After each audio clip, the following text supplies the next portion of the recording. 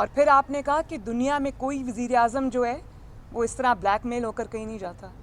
بھئی دنیا کے وزرائے اعظم کی تو چھوڑو, دنیا کا جو بھی وزیر اعظم ہے, کبھی بھی وہاں پر اگر ہیومن ٹریجڈی ہو جائے تو سب سے پہلے جو شخص وہاں پر پہنچتا ہے وہ آپ کا سربراہ ہوتا ہے. یہ اس کی ذمہ داری ہے.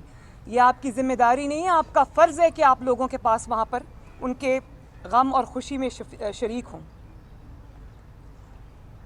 تو آپ یقین کریں کہ یہ جو آج سٹیٹمنٹ آیا ہے کہ یہ لوگ مجھے بلیک میل کر رہے ہیں, مطلب لاشیں جنہوں نے اپنے آگے رکھی ہوئی ہیں اور جو صرف یہ کہہ رہے ہیں کہ آپ آئیں, تشریف لائیں تاکہ ہم اپنی لاشوں کو دفنائیں, وہ بلیک میلرز ہیں.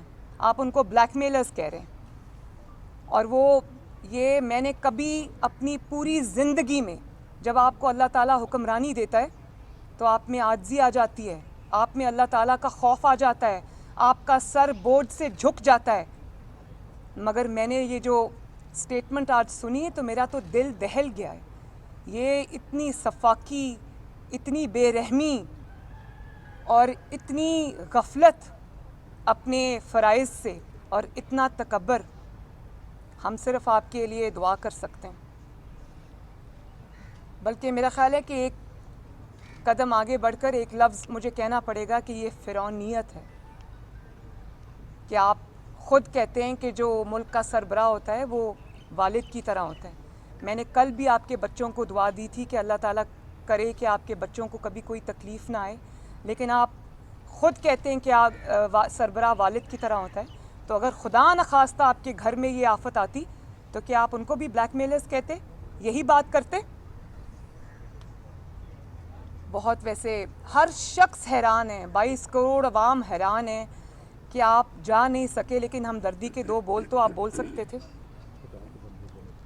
اور پھر آپ یہ کہتے ہیں کہ اپنے مردوں کو دفناؤ, میں تب آؤں گا.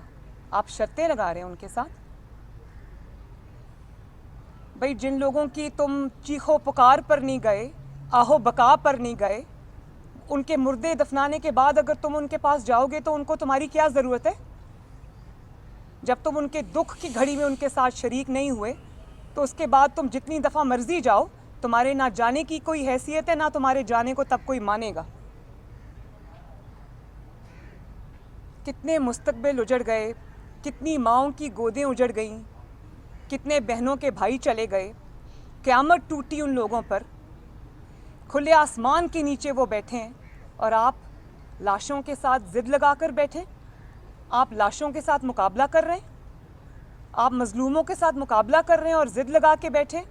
آپ کی انا اور تکبر جو ہے وہ آپ کو وہاں جانے نہیں دے رہا. بڑی عجیب بات ہے.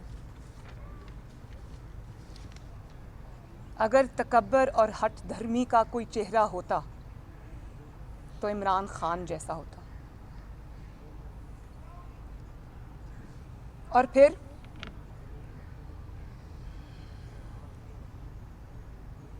یہ بھی کہا گیا کہ میڈیا کو نہیں بتایا جا سکتا کہ عمران خان صاحب کے نہ جانے کی کیا وجہ ہے.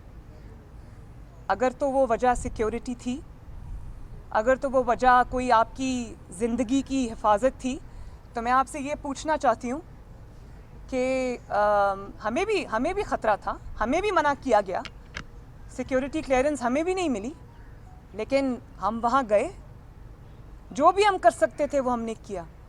لیکن میں یہ پوچھنا چاہتی ہوں, اور قوم بھی یہ پوچھنے میں حق بجانب ہے, کہ آپ وہاں پر تشریف نہیں لے گئے. آپ کی زندگی کو اگر خطرہ تھا تو کیا 22 کروڑ عوام کی زندگی اور وہ جو 10 تابوت وہاں پر پڑے ہیں ان کانکنوں کی زندگی سے زیادہ آپ کی زندگی جو ہے وہ اس کی قیمت زیادہ ہے؟